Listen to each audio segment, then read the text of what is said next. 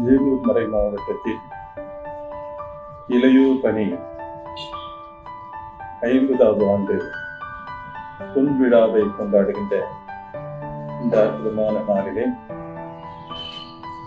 இளைஞருடைய சக்தி மிக உன்னதமான சக்தி என்று சீன பெரியார் லாவர்சா என்பவர் சொல்கிறார்.